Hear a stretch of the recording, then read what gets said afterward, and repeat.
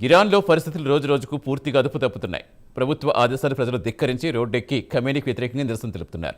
నిరసనలు దేశంలో 100 నగరాలకు పాకింది. అయితే పోలీస్ కాల్పులో సుమారు 500 మంది ప్రజలు ప్రాణాలు కోల్పోతే అదే నిరసనకారుల చేతిలో సుమారు 100 మంది పోలీసు అధికారులు చనిపోయారని ఇరాన్ ప్రభుత్వం చెబుతోంది. ఇవన్నీ ఒక ఎత్తు అయితే ఇరాన్లో పరిస్థితులు చేజారితే తాము జోక్యం చేసుకుంటామని అమెరికా హెచ్చరిస్తోంది. ఇరాన్లో ఇజ్రాయెల్కు చెందిన మొస్సాద్ ఏజెంట్స్ దూరి ప్రభుత్వానికి వ్యతిరేకంగా అగ్గి రాజేస్తారని అనుమానాలు వ్యక్తమవుతున్నాయి. మరోవైపు ఇరాన్ పార్లమెంట్ స్పీకర్ ఆదివారం పార్లమెంట్లో మాట్లాడుతూ ఒకవేళ ట్రంప్ మిలిటరీతో దాడులు చేస్తే ప్రతీకారం తప్పదని హెచ్చరించారు. మరోవైపు ఇరాన్ ప్రెసిడెంట్ మసూద్ పెజెష్కియాన్ ఆర్థిక వ్యవస్థను గాడిలో పెట్టేందుకు తన శాయశక్తిలో కృషి చేస్తారని దేశ ప్రజలకు హామీ ఇచ్చారు. నిరసనకారులను బుజ్జగించేందుకు ప్రయత్నించారు. తాజాగా ఇరాన్లో జరుగుతున్న పరిణామాలపై ఒక లుక్ వేద్దాం.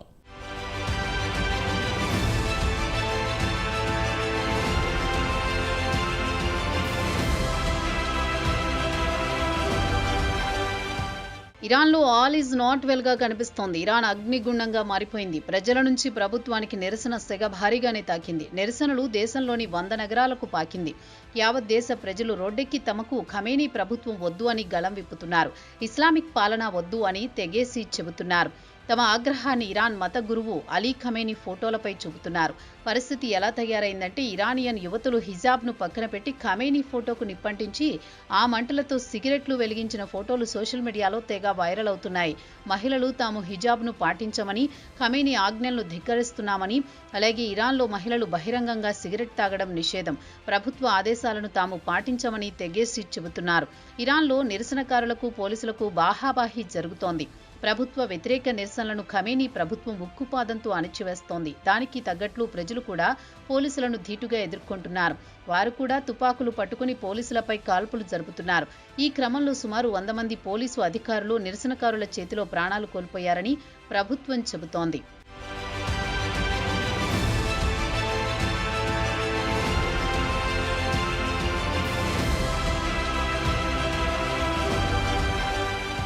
ఇరాన్ ప్రభుత్వం టెలివిజన్ సమాచారం ప్రకారం ఆదివారం సుమారు 30 మంది పోలీసు భద్రతా సిబ్బందిని నిరసనకారులు ఇస్ఫహాన్ ప్రావిన్స్లో చంపారని, మరో 6 మందిని పశ్చిమ ఇరాన్లోని కెమర్మన్ షా పట్టణంలో చంపారని తెలిపింది. మరో వార్తా సంస్థ తస్నిమ్ సమాచారం ప్రకారం ఇప్పటి వరకు సుమారు 109 మంది భద్రతా సిబ్బందితో పాటు పోలీసులు నిరసనకారుల చేతిలో బలయ్యారని వెల్లడించింది. ఇక శనివారం రాత్రి మషాద్ పట్టణంలో నిరసనకారులు ఒక మసీదుకు కూడా నిప్పు పెట్టారని ప్రభుత్వం మీడియా వెల్లడించింది. పోలీసుల కాల్పుల్లో గాయపడ్డ వారితో ఆసుపత్రుల కిటకిటలాడుతున్నాయి. అయితే ఇరాన్ ఇంటీరియర్ మినిస్ట్రీ మన దేశంలో హోంశాఖగా చెప్పుకోవచ్చు. దేశంలో నిరసనలు క్రమంగా తగ్గుముఖం పడుతున్నాయని పేర్కొంది. దేశంలోని అటార్నీ జనరల్ మాత్రం విధ్వంసకాండలో పాల్గొన్న వారికి ఉరిశిక్ష విధిస్తానని హెచ్చరించారు.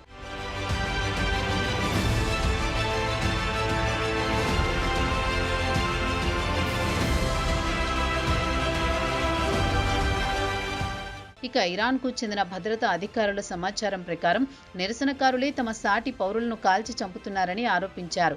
ఐఎస్ఐఎస్ ఇలాంటి చర్యలకు పాల్పడుతుందని ఆయన ఉదహరించారు. దేశ ఆర్థిక వ్యవస్థ గాడి తప్పడంతో 2 వారాల క్రితం మొదలైన నిరసన ప్రదర్శనలు కాస్త గత గురువారం నుంచి హింసకు దారితీశాయి. ఇరాన్లో భయంకరమైన పరిస్థితులు నెలకొన్నాయని ఇరానియన్ మేధావులు ఆందోళన వ్యక్తం చేశారు. గతంలో ఇలాంటి పరిస్థితి ఎప్పుడూ చూడలేదంటున్నారు. వాస్తవం ఏమంటే మెజారిటీ ఇరానియన్ ప్రజలు మాత్రం ప్రభుత్వం పట్ల ఆగ్రహంతో ఉన్నారనేది నిరసనలను బట్టి తేలిగ్గా ఊహించుకోవచ్చు. అలాగే ప్రస్తుతం జరుగుతున్న హింస పట్ల కూడా ప్రజలు సంతోషంగా లేని మేధావులు అంటున్నారు. ఇదిలా ఉండగా ఇరాన్ ప్రెసిడెంట్ మసూద్ పెజెష్కియాన్ ఆదివారం టెలివిజన్ ఇంటర్వ్యూలో మాట్లాడుతూ దేశ ఆర్థిక వ్యవస్థను చక్కదిద్దుతామని హామీ ఇచ్చారు. ప్రజల డిమాండ్లను అంగీకరిస్తామని నిరసనకారులను బుజ్జగించడానికి ప్రయత్నించారు.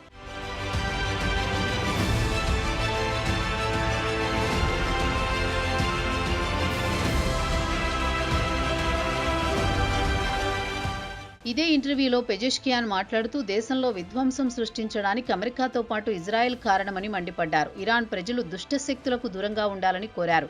విధ్వంసకారులను ఆయన టెర్రరిస్టులు అంటూ సంబోధించారు. ఇక మానవ హక్కుల సంఘాలు నిరసనకారులను సంయమనం పాటించాలని కోరారు.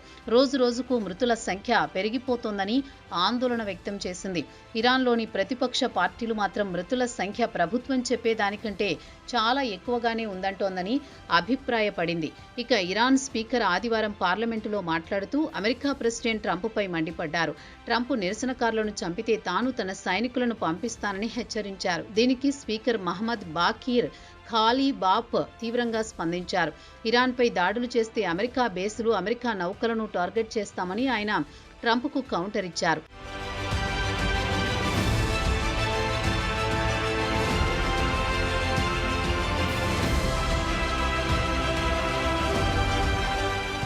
ఇక ఇరాన్లో ప్రభుత్వానికి వ్యతిరేకంగా ప్రజలు రోడ్డెక్కారు. డిసెంబర్ చివరి వారం నుంచి మొదలైన నిరసనలు పెరగడమే తప్ప తగ్గడం లేదు. పాశ్చాత్య దేశాల ఆంక్షలతో ఆర్థిక వ్యవస్థ కుప్పకూలింది.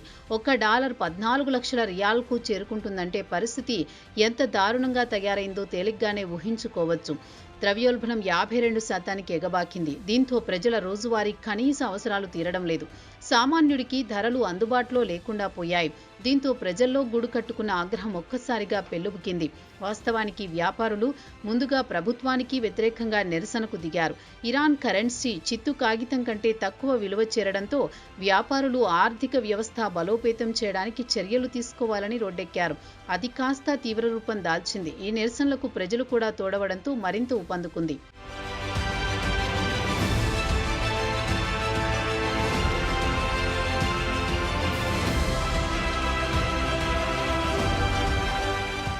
ఇవన్నీ ఒక ఎత్తైతే ఉద్యమాన్ని రెచ్చగొట్టడానికి విదేశీ శక్తులు కాచుకు కూర్చున్నాయని ఇరాన్ ప్రభుత్వం మండిపడుతోంది.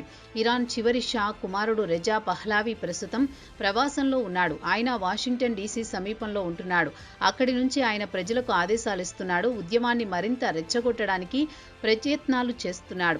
మత ఛాందసవాదులను తరిమి కొట్టండని అటు ప్రజలను, ప్రభుత్వ అధికారులను, మిలిటరీ అధికారులను కూడా కోరారు. తాను అధికారంలోకి వచ్చిన తర్వాత అన్ని చక్కదిద్దుతానని హామీ ఇచ్చారు. నిరసనకారుల పట్ల కాస్త ఉదారంగా వ్యవహరించాలని కోరుతున్నారు. అలాగే అమెరికా నుంచే ఆయన ప్రజలకు రోజువారీ ఒక టాస్క్ ఇస్తున్నారు. రోజు సాయంత్రం 8 గంటలకు రోడ్లపైకి పెద్ద సంఖ్యలో వచ్చి నిరసన తెలపాలని కోరారు. అలాగే ఇరాన్ జాతీయ జెండాను పక్కన పెట్టి పాత జెండాను ప్రదర్శించాలని కోరారు. ఇప్పటికే చాలా వెబ్సైట్లలో ఇరాన్ ప్రస్తుతం ఉన్న జెండాను పక్కన పెట్టి ఇరాన్ పాత జెండాతో మార్చేశారు. ఉద్యమాన్ని మరింత ఉధృతం చేయడానికి ఇటు ఇజ్రాయెల్, అమెరికా శాయశక్తులా కృషి చేస్తున్నాయి.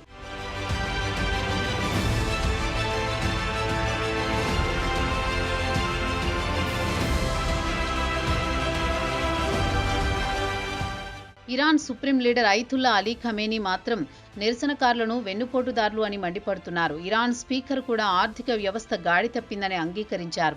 ప్రజలు తీవ్ర ఇబ్బందులు పడుతున్నారన్నారు. శాంతియుతంగా ప్రభుత్వానికి నిరసన తెలిపే హక్కు ప్రజలకుందని అంగీకరించారు. పెజెష్కియాన్ కూడా దేశ ఆర్థిక వ్యవస్థను గాడిన పెట్టడానికి సర్వ ప్రయత్నాలు చేస్తున్నామన్నారు. ఇక ట్రంప్ శనివారం మీడియాతో మాట్లాడుతూ ఇరాన్ ప్రజలకు అన్ని విధాలుగా ఆదుకుంటామని హామీ ఇచ్చారు. ఇరాన్ ప్రజలు స్వాతంత్ర్యం కోరుతున్నారు. గతంలో ఎన్నడూ లేని విధంగా ప్రజలు ప్రభుత్వానికి వ్యతిరేకంగా రోడ్డెక్కారు. వారికి తాము అండగా ఉంటామని ట్రంప్ సోషల్ మీడియా ట్రూత్లో పేర్కొన్నారు. మరి ఆయన ఎలాంటి సహాయం చేస్తారో మాత్రం వివరించలేదు. ఇరాన్ ఆర్మీ కూడా రంగంలోకి దిగింది. ఒకవేళ అమెరికా కానీ ఇజ్రాయెల్ దేశ భద్రతకు ఆటంకం కలిగిస్తే వారికి తగిన విధంగా బుద్ధి చెబుతామని హెచ్చరించారు. అయితే తాజాగా ఇరాన్కు చెందిన సంపన్నులు దేశం నుంచి పారిపోతున్నారు. ఇలాగే ఇరాన్ విదేశాంగ మంత్రి అబ్బాస్ ఆర్గాచి బీరుట్కు కుటుంబ సభ్యులతో సహా పారిపోయారన్న టాక్ మిడిల్ ఈస్టులో బలంగా వినిపిస్తోంది. ఆయన అధికార పర్యటనలో భాగంగా లెబనాన్ వెళుతున్నారని చెబుతున్నా కుటుంబ సభ్యులతో సహా వెళ్లడంతో అనుమానాలు తావిస్తోంది. ఇరాన్కు చెందిన కీలక నాయకులు దేశం నుంచి పారిపోతున్నారంటే పరిస్థితి ఎలా ఉందో తేలిగ్గానే ఊహించుకోవచ్చని అంటున్నారు విదేశీ డిప్లొమాట్లు.